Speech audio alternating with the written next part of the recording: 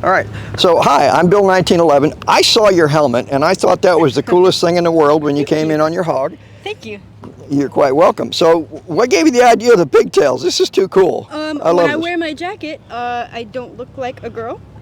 So when I'm all in my gear, I like to have the pigtails to show that I'm a girl. Well, that's cool. I like that, and I'm glad you wear the jacket. You know, having been a biker myself in the past, the idea of coming off and losing that much skin on the road is not one that appeals to me. I went through the course. I was there like, if you like your tattoos, you might want to cover them up, keep your skin. Yeah, absolutely. So well, thank you very much for talking to us. So you're going into the gun show? Yes, sir. You like that, guys? She likes guns. She likes bikes. Do you like shoes? I do. I got my because I had a friend. On. I had a friend who used to say that there are 3 things that a woman wants. Okay, clothes, shoes, and guns, and they should all match. Exactly. So what's motivating you for coming here today? I'm just coming to see what's out here. Come check out some new, hopefully some new weapons, firearms. See what I can get my hands on today. Cool. All right, we'll see you inside. All right. Thanks for talking to us. All right. No problem. Hey everybody, Bill 1911 here. Hey, we're back at another gun show. We're going to go inside and have a good time. This is September, so the weather's starting to get a little cooler down here in South Florida, and for me, this is kind of the best time of year to do outdoor ranges and things like that, so we're going to be doing some of that as well in the near future. All right, we're here at the gun show again, and I'll tell you what, we're looking at some of the Ruger Vaqueros over here, and I'll tell you what, these guys have got some really interesting things going on. Check out the grip on this one. You notice it's thicker through here, okay? And it's actually curved down more. This is a Beasley grip, okay? This is a different angle from what you'd see traditionally on these things, on the more traditional types. But if you look over here, you see something in it. Check out the grip on this thing, okay? You got your Ruger emblem, you got all stars on it. It's just beautiful. I mean, all these things are just, they're simply gorgeous. You do? Sure, why not? All right. How you doing? So Nick, all right, Yes, Nick, how you doing? Doing good, sir. How are you doing? Well, I'm breathing, so I got options. That's good. That's good. So tell us about these. Tell us about this guy here. Oh, we got a lot of Rugers. So this guy right here, chambered in a 45 long Colt. Oh, okay. Yeah, they don't let us do the price, but Got you. Okay. Real wood on the grip there. You can't go wrong with Ruger revolvers. All metal, very heavy, so it's going to counteract that recoil. Pretty big rounds. They stick into these revolvers, so you want that counterbalance right there. But yeah, man, if you like that Western style, I do. Yes, sir. Yeah, these are right up your alley then. Yeah, one of the things I wanted to point out also was, as you were saying, these things are built very robust. Yes, sir. Look at the top bar on this frame. Yes, Look sir. at how thick and heavy that is. Yes, sir. This thing is no joke. This is a very solid built gun. It's not going to come apart on you. Some of the guns are cheaper, but when you see one of these things, there's nothing cheap about the construction of a Ruger. It's a tremendously good gun. Real good machining with them. Real good machining. Yeah. Been around 75 plus years, so yeah. They've been in the revolver game for as long as they've been around, so, Yeah. Well, thank you, Nick. Thank you, Nick. We appreciate it. One of these days I'll get used to using this mic. Yes, sir. Yes, sir. Well, Robert, what we wanted to talk to you about today, Robert is the promoter of this gun show. He gets all this going. He's responsible for all these vendors coming in and all that, and he takes care of all that. What made you decide to do this? Years ago when I was younger in college, I started I was from Orlando, and I started working for the owner, who's still owner, I discovered that I really like it, and I did 2 years of school. I hated school, but I loved guns, and then I started doing the shows, and the shows are cool because the new guns are neat, but the older stuff, you never know what's going to walk in the door. Last show we had an older gentleman come in with a World War II Nazi Luger with all the capture papers and all kinds of like cool stuff with it. He has like pins and stuff like that. You just never know what's going to walk through the door.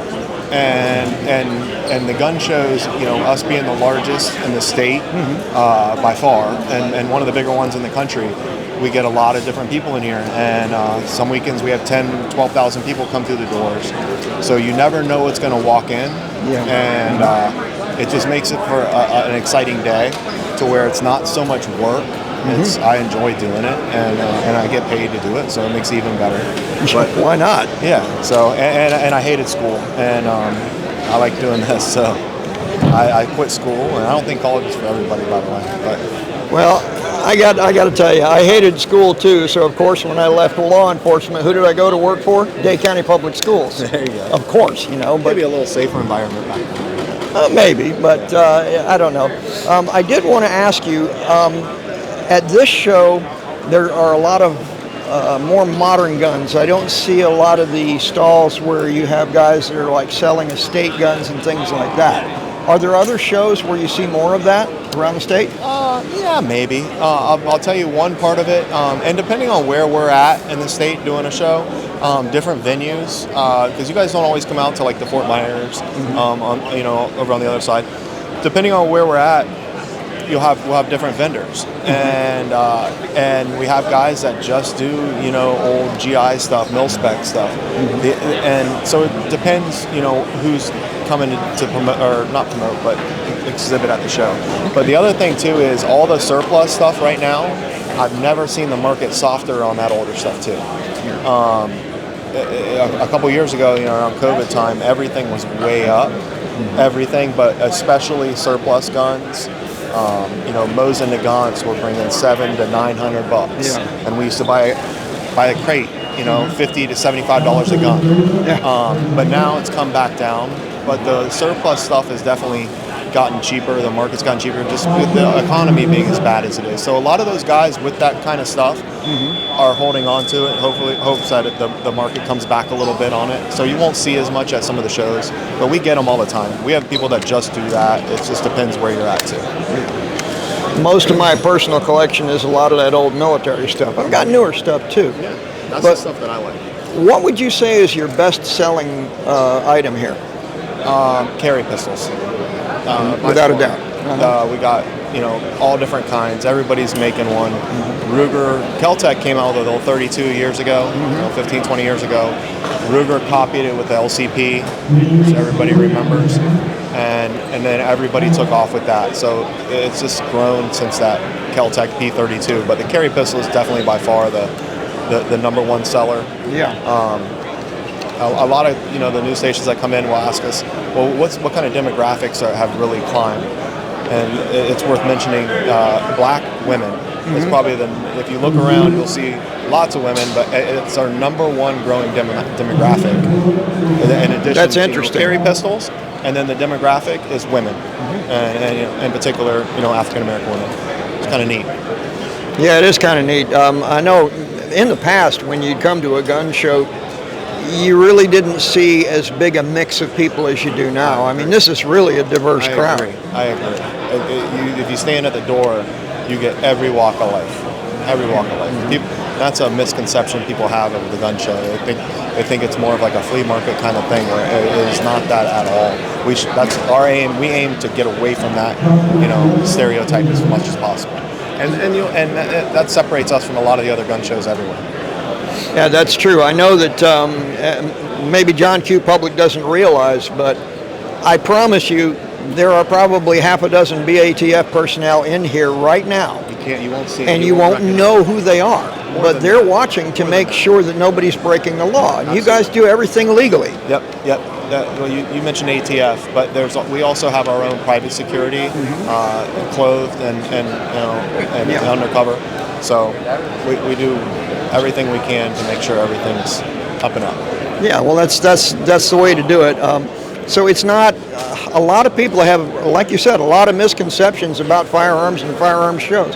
So we appreciate you guys doing this. Yep. Thank you so much. You too. Thank you for coming.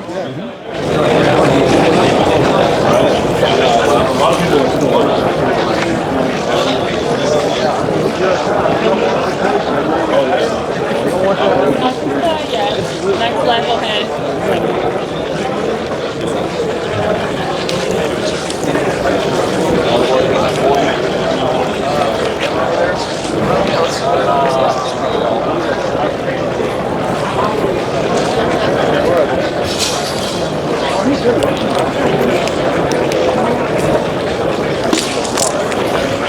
So the cube, you just scratch it with the striker, right? When you scratch it up, it breaks to like fibers to catch the little sparks better. Oops. Wow, that's cool. It gets even better, man, to be honest with you. Because, you know, the fire cubes, if you burn a whole cube, it gives out a bigger flame. A lot of people already have fire starters and stuff, but the cube's kind of neat. It's butane and ceramic, so it actually stays kind of warm. You can actually hold this when it's on fire. It actually smells like barbecue lantern fluid. Yeah, because it's gas-based. Wow, yeah. You can just break a piece, just light it. You know, that way it'll last longer. Yeah. But a lot of the guys that juggle, this is what they use. You know, usually, right, the illusion of it is to hold it, everybody looks at the flame. Yeah. Right? When you switch hands, you take this hand and just dab it. No, but everybody looks at the fire, though. That is very cool. Yeah. 20 years shelf life if you put it in a airtight container. But after you open it up, it will evaporate the gas a lot faster. So right. I recommend putting it in a better container. It's also biodegradable. Really? Yeah, it's compost. No kidding. Hikers like that, you know? But it's kind of cool. This is probably the coolest thing because a lot of people sell already the knives, tasers, but I think the fire niche is different. That is very cool. I talked to a guy recently, says he actually uses Cheetos as a fire starter. Cheetos will do it. They got a lot of oil in it. Yeah, man. Even a Dorito, you just light a Dorito. Exactly. It's really exactly. good. That's very cool. Thank you. Thanks. All right, we appreciate it. How much is that? $5. $5? That's very cool. Yeah, dude. We got a bunch of lever actions here that are always a lot of fun. But look down here. Check this out. But look down here at this guy. A revolver. Is this cool or what? So that's got a long barrel on it, so it doesn't fall into the short-barreled rifle. What it does is gets classified as a regular rifle. But this is the same as a revolver. Very cool little gun. Okay, this is Heritage Arms. It's a neat gun. I'm here with Bill Converse, okay, and Bill makes T-shirts, and he comes up with some very clever comments about it. This one is actually my favorite. So what made you think of this slogan that's on this shirt? Well, a lot of times, actually, I might see memes. And so I'll take a meme, put artwork with it, put it on a shirt. Because it's something that people can identify with. The whole idea of these shirts, the whole line, is so people can communicate Second Amendment truths without having to speak to people. It's just a truth they laid out. It's a non-threatening environment. You're standing in line, they read it, and it makes sense. So I want to just have things, some are funny, some are serious, some are funny and serious. So I just try to simplify the ideas down to something that's simple, fun, and easily communicated. Yeah, it's a great idea. There's another one down here I particularly like, and that's this guy down here. And this guy says exactly what it is you were just talking to us about. This is the kind of thing that I like this idea because it is a good way to communicate a concept that a lot of people don't get. Right, and it just makes them think outside the box. I mean, whenever you look at it, you know, if guns kill people based on their logic, then that means cars drive drunk, spoons make people fat, and pistols misspell words. Yep. So it's just to kind of put things in a different light, in a different context, and make them think in a way that they may not have ever thought of before. I like it very much. Well, thank you for talking to us, Bill. We appreciate it. And yes, we did buy some of these shirts. What's going on? What's going on? What's going on? What's going on? Yeah, what's going on? I missed you. Give it to me. Come here. I got to see you. You're the mascot. Okay, well, we got another gun show in the can, and we're ready to take off. The next one is November 2nd and 3rd, and so we'll post the video a couple weeks after that, and we'll go from there. We'll see you next time. I'm Bill 1911.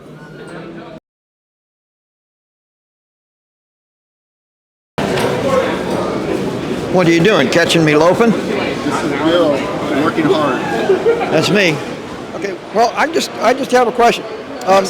Who's your barber? Because I love your hairstyle. It's incredible. Well, I've been told that I do have a problem. I'm hair impaired. Okay. So I'm trying to work on it. But yeah, my barber is called Vic. Okay. I wake up every morning, put the shaver, and cut it up. That's what it is. Who's your barber?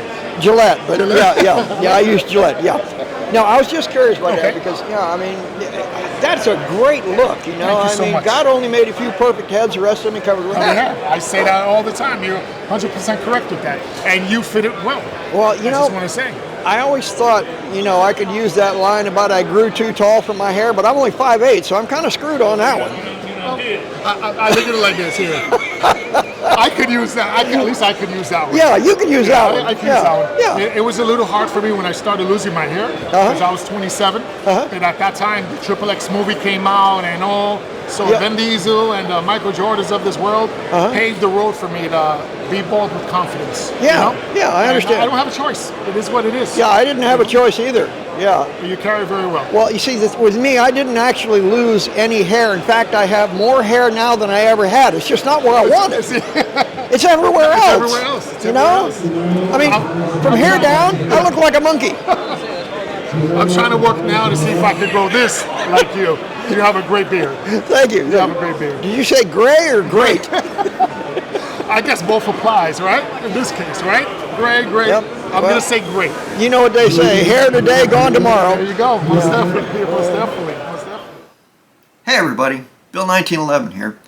Hey listen, if you're watching this video, if you're enjoying it, don't forget to hit that subscribe button, okay? That's really important to us. And make sure you like us, and by all means, come to visit us at askbill1911.com.